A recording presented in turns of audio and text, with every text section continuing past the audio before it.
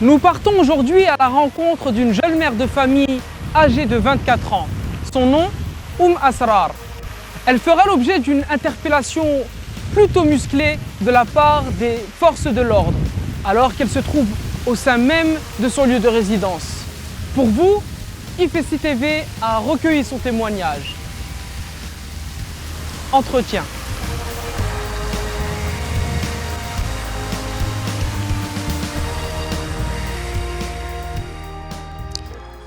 Asrar, bonjour. Salam alaikum wa rahmatullah. Donc, vous nous accueillez aujourd'hui dans le département de l'Aube, plus précisément dans la ville de Troyes et dans ce joli parc. Alors, notre rencontre n'est pas anodine au Asrar. C'est une rencontre qui fait suite à un événement, à plutôt une affaire qui vous touche personnellement. Suite à cette affaire, vous avez contacté IFESI TV pour nous conter, pour plutôt détailler votre récit. Alors en fait, je rentrais d'une promenade avec mes 4 enfants. Je remontais donc dans l'escalier de mon logement. Et en fait, en me retournant, j'ai vu trois hommes qui sortaient d'une voiture précipitamment. Donc une voiture qui était garée juste devant mon logement. Et en fait, ils ont frappé à la porte vitrée de mon immeuble. Donc moi, j'étais dans l'escalier. Et ensuite, en même temps, je les voyais qui sonnaient aux interphones. Et tout de suite, je savais que c'était la police, vu leur insistance à rentrer. Et ils me disaient, madame, ouvrez, ouvrez, en toquant. Donc voilà comment ça s'est passé. Et moi, dans ma tête, j'ai vu 2 choix. Soit je monte en courant avec mes enfants, au risque de me prendre les pieds, de tomber, puis qu'ils me rattrapent, chose qui aurait été très humiliante pour moi. Ou soit je décide de leur faire face et de leur ouvrir, sachant à qui je m'attends. Donc moi, j'ai préféré aller vers eux et leur ouvrir. Voilà. Alors, à ce moment précis, vous ouvrez la porte. Qu'est-ce qui se passe? Ils me disent tout de suite police. Il y en a un qui me montre sa carte. Et ils me disent est-ce que vous savez qu'il y a une loi? Enfin, il me faut un rappel à la loi sur le fait que je dissimule mon visage. Et là, je leur dis d'emblée, écoutez, moi, je veux bien prendre une amende, mais je ne peux pas le retirer comme ça devant tout le monde. Je peux pas. Et donc ensuite... Donc vous obtempérez en quelque sorte? Oui, je leur donne mes papiers d'identité aussi, pour qu'ils vérifient mon identité. Mais en fait, ça ne leur suffit pas. Et ils décident de m'embarquer, entre guillemets, de me conduire au commissariat. Alors, attendez, vos 4 enfants, parce que voilà, vous êtes là, vous avez vos 4 enfants, ils vous prennent vous, les enfants, enfin, ça se passe comment à ce niveau-là? Alors, ils appellent, en fait, à ce que je comprends, ils demandent un bus CRS, parce qu'on était quand même 5, en fait. Plus eux, il y avait 3 policiers de la BAC, donc on ne pouvait pas monter dans une seule voiture. Ensuite, il y a eu un changement, j'ai vu une voiture de la police nationale arriver. Et à ce moment, ils me disent de monter avec 3 de mes enfants dans la voiture de la BAC. Donc, c'est-à-dire que j'avais mes 2 enfants à côté de moi. Il y avait un policier à côté et j'avais aussi mon petit de 9 mois sur mes genoux. Aucun de nous n'avait de ceinture. Et ma grande fille, monte toute seule dans la voiture de police nationale. Donc séparée de moi et voilà. Ils nous emmènent au commissariat dans ces conditions. Donc vous étiez combien derrière, à l'arrière du véhicule? Donc le policier, on était 5. Très bien, d'accord. Vous arrivez au commissariat, c'est ça? Oui. Alors qu'est-ce qui se passe à ce moment-là? Alors on est conduit vers les locaux de garde à vue, où là on est accueilli par contre par des propos du style « Tiens, on t'amène un cadeau ». En fait, ils s'adressaient à leurs collègues. Et là, je me sentais humiliée parce que je n'avais pas l'impression d'être un être humain. Ils parlaient de moi comme si j'étais, je sais pas, une chose. Pour moi, c'était des propos irrespectueux. Donc ensuite, il y avait des divergences entre eux parce que la BAC voulait m'interroger sans voile et demandait une coercition. Donc moi, à ce que j'ai compris, c'est qu'ils voulaient me retirer le voile par la force. Et ce que j'ai oublié aussi, c'est que dans l'escalier, il y a un policier de la BAC qui me menaçait de le retirer par la force. Je connais un petit peu la loi, et donc je lui ai dit que c'était interdit, qu'il n'avait pas le droit. Et il disait, vous verrez, vous le retirez votre voile. Il mettait un peu la pression. Et arrivé au commissariat, il est parti vérifier, peut-être près de ses supérieurs hiérarchiques, je ne sais pas, pour voir s'il pouvait y avoir coercition. Et là, je me souviens qu'il est revenu en me disant non, il n'y aura pas de coercition. Et il avait l'air assez déçu. Et donc, il chamaillait un peu pour savoir qui allait m'interroger. Et ensuite, ils ont préféré attendre une autre équipe. J'étais en colère, Ils étaient nombreux, il y en avait qui venaient m'observer, rire. Et c'était un moment qui était difficile pour moi. Donc là, je me retenais de répondre, mais c'était difficile, franchement. Ouais. Donc, vos enfants assistent à toutes ces scènes, c'est ça? Ah oui, mes enfants assistent, ils étaient fatigués, ils avaient faim, parce qu'il était vers peut-être 17h30. Donc vu qu'on se promenait, ils n'avaient pas goûté, parce que moi je comptais les rentrer à la maison, les faire goûter. Donc là, c'était difficile aussi pour eux, en fait. Ils avaient chaud, enfin, c'était pas facile.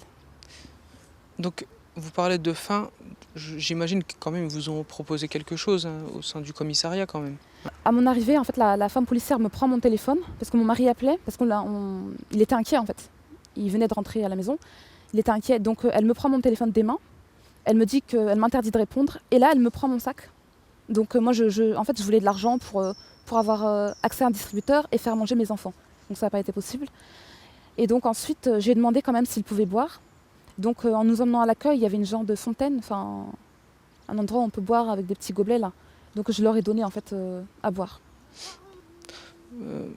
Pas de repas, vous n'avez pas le droit d'appeler? Non, alors Non. que normalement dans la procédure, je suis censée être libre. En aucun cas on me confisque mes affaires, je suis censée être libre.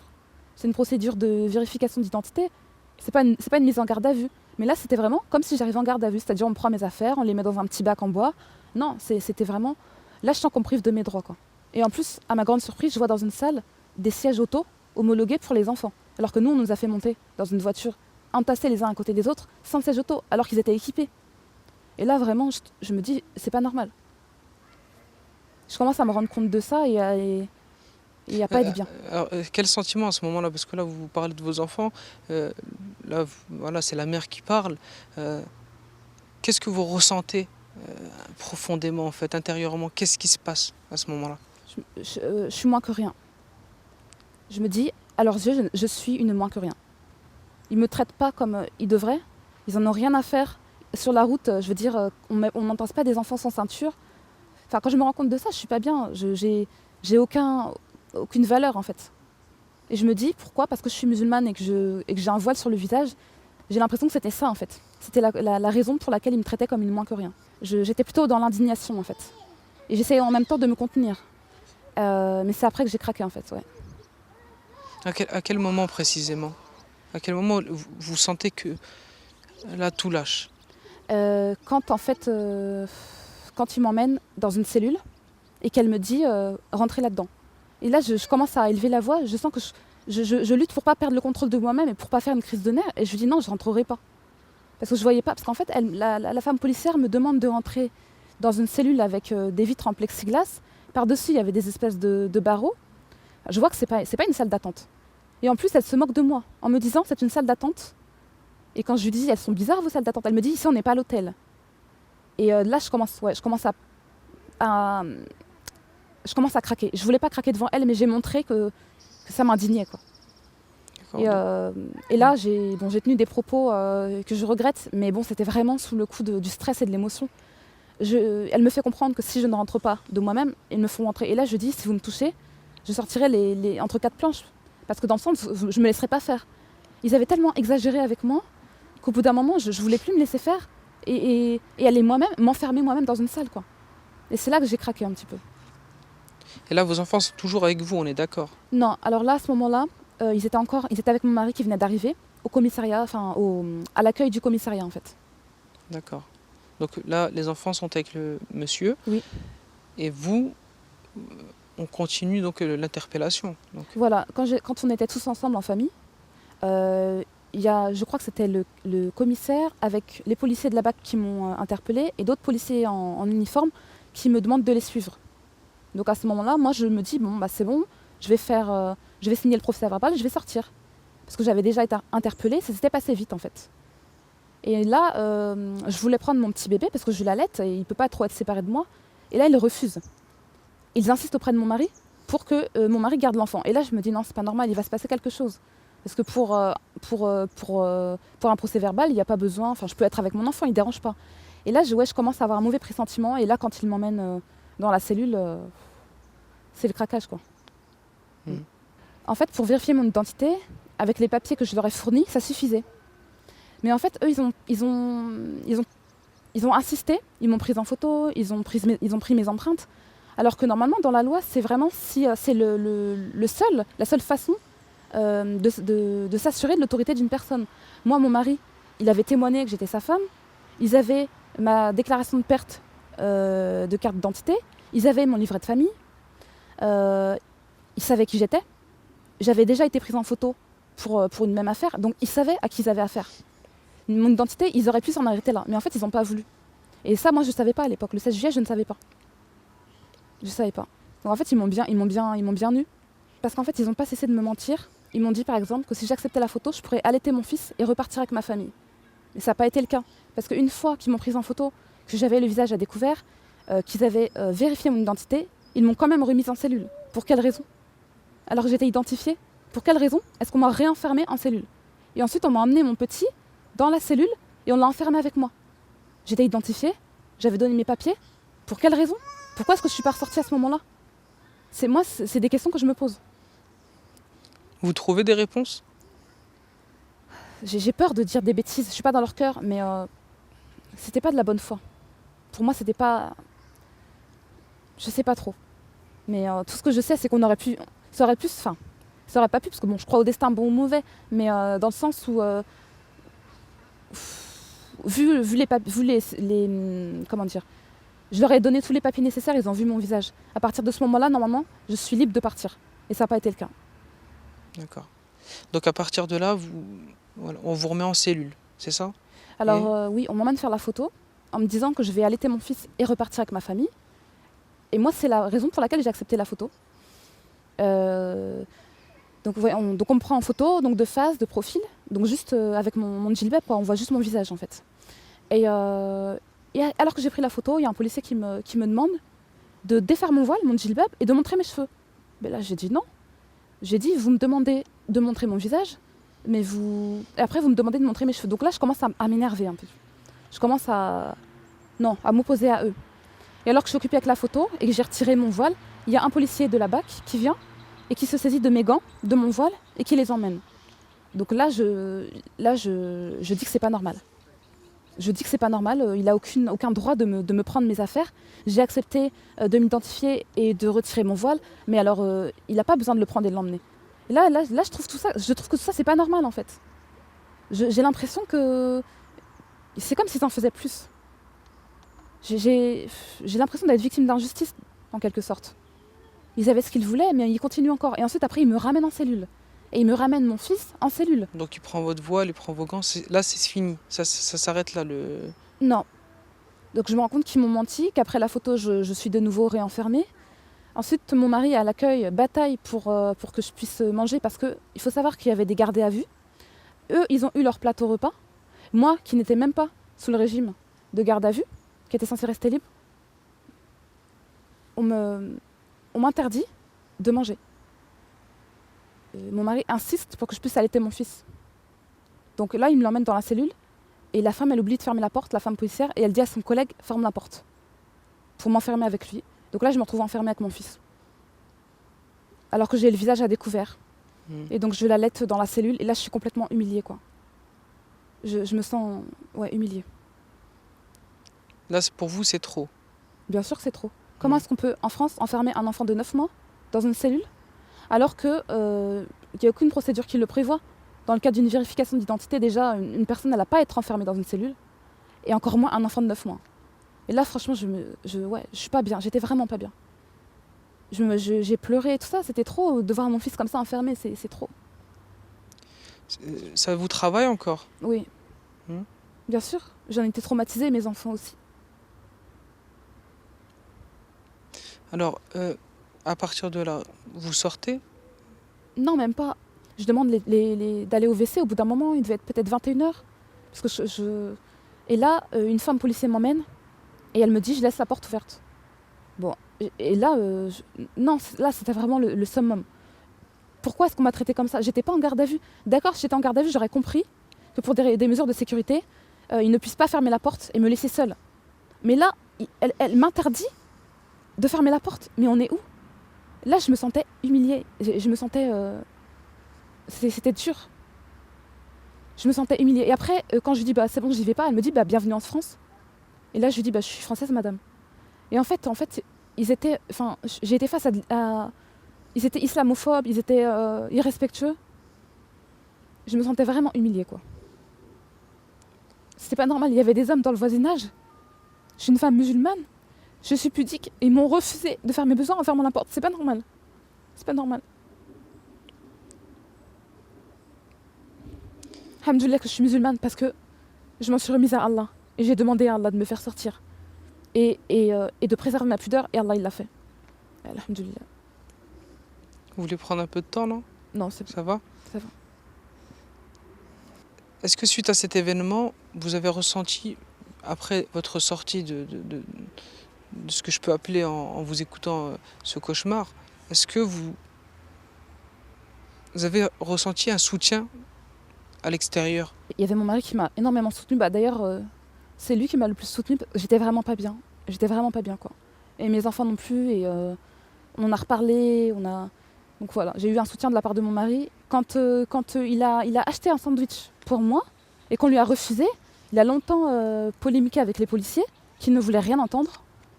C'était le seul à se battre pour mes droits quand j'étais au commissariat. Il était là, il a été témoin. Ensuite, quand le policier m'avait pris mon voile intégral, il me l'a remis donc devant le commissariat dans la main. Mon mari lui a fait la remarque qu'il n'avait aucun droit de me le prendre. Est-ce que vous vous sentez en sécurité? Est-ce que vous avez d'autres craintes? En sécurité? Non. Je peux pas me sentir en sécurité, honnêtement. Regardez ce qui s'est passé avec Ahmes, qui s'est fait empoigner dans la rue, qui s'est fait violenter devant tout le monde.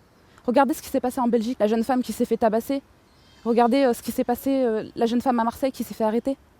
Regardez la femme qui portait le hijab qui s'est fait violenter, je crois, dans une gare. Est-ce qu'une femme... Regardez à Nantes, les femmes qui sont forcées de se dévoiler, et les policiers sont complices en plus. Est-ce qu'une femme musulmane, en 2012, en France, elle peut se sentir en sécurité? Moi, je dis non. Honnêtement, non. Là, aujourd'hui, on va dire c'est ma deuxième sortie, ma vraie sortie, depuis que je me suis fait interpeller le 16 juillet. Bon, je suis allée voir la famille, mais j'étais véhiculée, donc j'ai été déposée devant chez ma mère. Donc voilà. Mais là, c'est vraiment ma deuxième vraie sortie. Et oui, bien sûr, j'ai des appréhensions. Parce que j'ai peur qu'il me guette. J'ai peur d'avoir des représailles parce que les médias ont été informés. Il y a eu des courriers d'Amazon de la Liberté qui ont été envoyés au procureur et au commissaire. Bah oui, forcément, j'ai peur J'ai peur. L'islamophobie, elle est en pleine explosion depuis la polémique sur le niqab. Nous, on remarque dans la rue. Parce qu'avant, moi, ça fait depuis 2008 que je porte le voile intégral. J'ai eu des remarques, j'ai eu des petites altercations, mais jamais autant depuis que le gouvernement il a fait sa polémique. Jamais autant. Jamais autant. Parce que là, parce que maintenant qu'on porte le voile intégral, que c'est interdit, pour les gens, on est des hors-la-loi, voire des criminels. Une fois, j'étais partie à la PMI, la responsable de la maison sociale du quartier où j'habite, elle a appelé la police parce que je refusais de me dévoiler, en fait. C'est de la délation. Et ça choque personne. Donc PMI, protection maternelle et infantile, pour ceux qui ne connaissent pas, d'accord. Donc voilà. vous avez des petits-enfants, donc vous allez là-bas souvent, normalement, donc c'est ça? Je voulais qu'ils aient une consultation médicale. Et la femme, juste me voir comme ça, elle a pété un plomb. Excusez-moi les termes. Et elle a appelé la police devant moi. Et je lui ai dit, madame, ça correspond, c'est une infraction de 2e classe. Vous avez l'air quand même assez au courant de vos droits. Alors comment ça se passe? Vous êtes membre d'une association quelconque, non? Oui, en fait, j'ai connu l'association Amazon de la Liberté. Et je suis en contact avec la présidente, Lila Sitar. Et en fait, elle m'avait informée de mes droits avant. Mais il y a beaucoup de droits que j'ignorais, en fait. À l'époque où je me suis fait interpeller. Donc pour cette affaire-là. Et là, depuis, elle m'a informée des abus des policiers. Mais il y a plein de choses que je ne savais pas. Parce que sinon, je n'aurais pas laissé faire. Et c'est un service qu'elle nous offre gracieusement, fils habilillah, je veux dire, machallah. Et j'en profite. Mais je pense que c'est légitime. Alors, suite à tout ce qui vous est arrivé, quelle suite vous comptez donner à cette affaire? Bien, déjà, je ne compte pas en rester là. Et je compte prouver que les policiers n'ont pas respecté la procédure. Et tout ce que j'ai envie de dire, c'est qu'il y a 3 avocats qui s'occupent il y a 3 avocats qui travaillent avec l'association AD2L. Et ces 3 avocats-là sont au courant de cette affaire et se chargent pour moi de faire toutes les démarches. Voilà. Donc des procédures sont en cours? Il y a des procédures qui sont en cours. Voilà. Alors, écoutez, l'entretien touche à sa fin. Hein, Masrar. J'ai envie de vous laisser le mot de la fin en fait. Qu'est-ce que vous aimeriez dire aux personnes qui vont visualiser cet entretien qu'on a eu ensemble aujourd'hui? Déjà, je m'adresse à tous les citoyens français. On est des êtres humains, on n'est pas des terroristes. Et en fait, il faudrait que les gens arrêtent de nous considérer comme tels. Parce qu'on est des femmes, subhanallah, on a des droits. Il faut pas nous... Je comprends pas pourquoi les gens appellent la police quand ils nous voient ou se permettent de nous agresser. Je demande aussi aux gens de faire la part des choses dans leur tête et de ne pas suivre comme des moutons. Il faut réfléchir. Il faut faire la part des choses en fait. Il faut réfléchir. On n'est pas des criminels. Et je demande aussi, je passe un petit message à la communauté. Inch'Allah, ce serait bien qu'on soit soudés. Parce qu'aujourd'hui c'est le niqab, mais demain ce sera quoi? Je pense que chaque musulman se pose la question. Chaque personne doit se sentir concernée. Mais je demande juste que la communauté, Inch'Allah, soit soudée. C'est ça. Ça sera tout? Je pense que ça sera tout. Jazakallah wa khair. On vous remercie, Masrar. Merci à vous.